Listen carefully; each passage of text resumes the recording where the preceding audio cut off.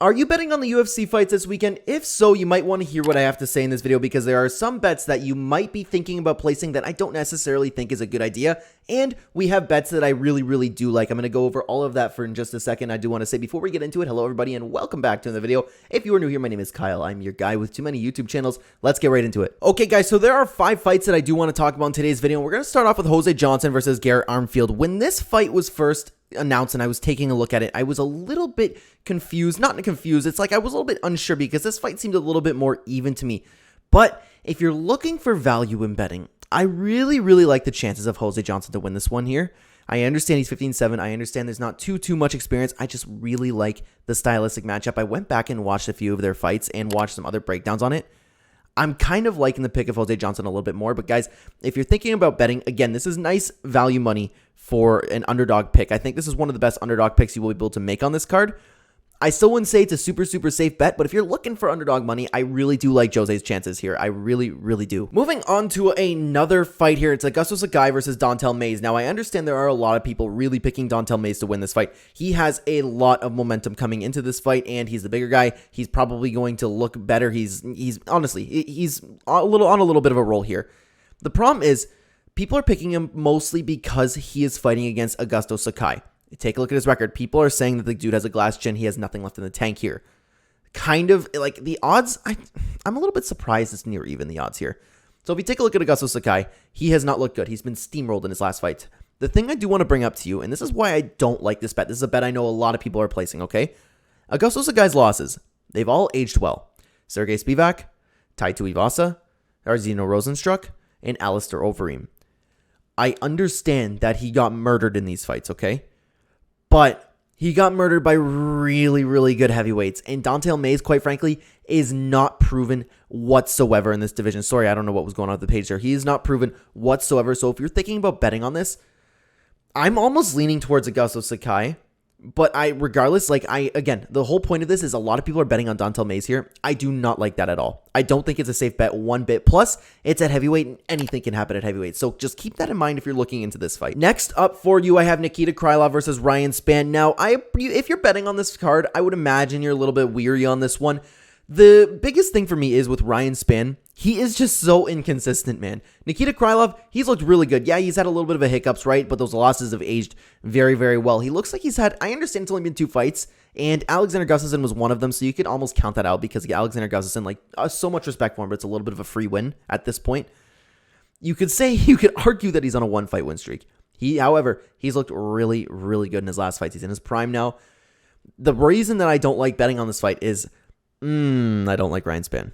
I don't know, not that I don't like him. I mean, the dude is inconsistent. He's either going to starch him or Nikita Krylov is going to just win a comfortable decision, maybe with a fine submission somewhere along in the fight.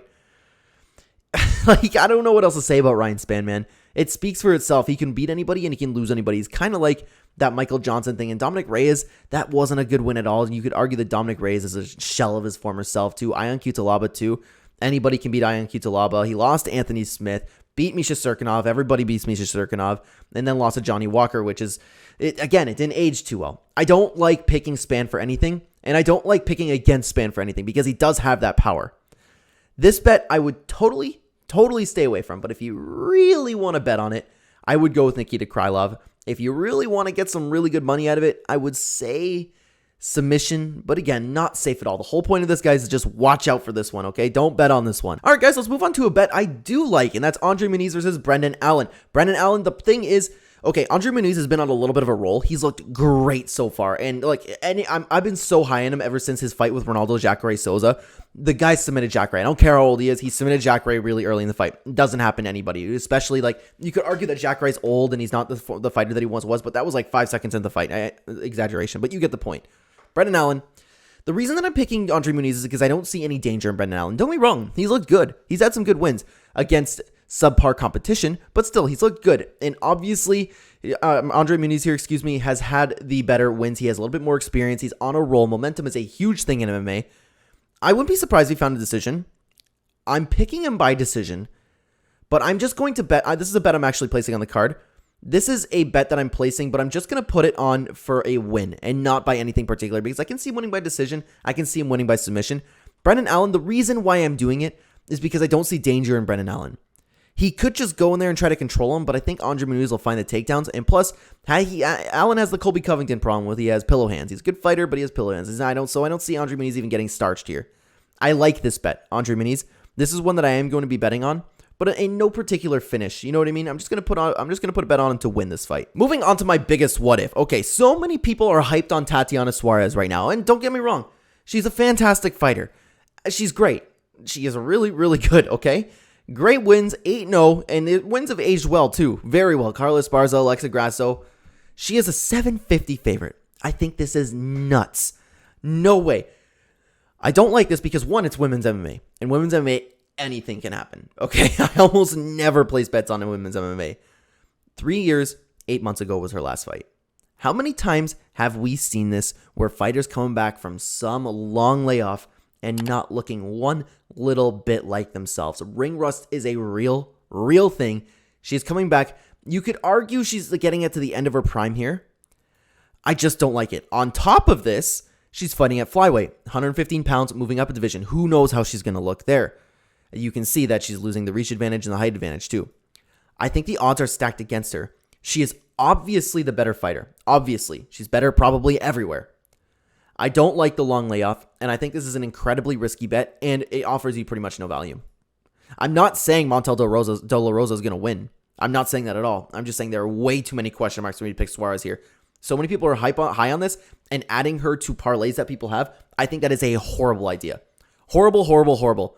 That's the biggest issue I have with this entire betting card. I say stay away from Suarez, and that is why. As for the rest of the fights, guys, you can take a look at them, and then just if you want to place bets, place them accordingly. These are just the particular fights where I had something to say, some to watch out for, and some that I really did like on this card. But of course, betting's always risky. If you think one fighter is going to win, then place a bet on him. Add him to a parlay, right? It's just those are the prominent bets that I see a lot of people talking about, and that's why I wanted to touch on them in this video. So with that being said, if you want to hear my full card breakdown and prediction, I did make a video on that.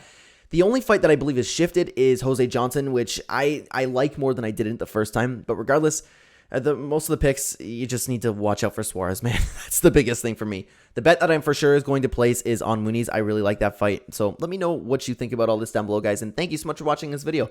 If you are new here and enjoyed the content, please consider hitting the like button to help out the channel a ton. And subscribe if you are brand new. Check the description down below for links to all my other channels. And if you want to hear more fight talk about anything MMA related, hit that notification bell. Thank you so much for watching. Again, guys, I will see you in the next video. Take care.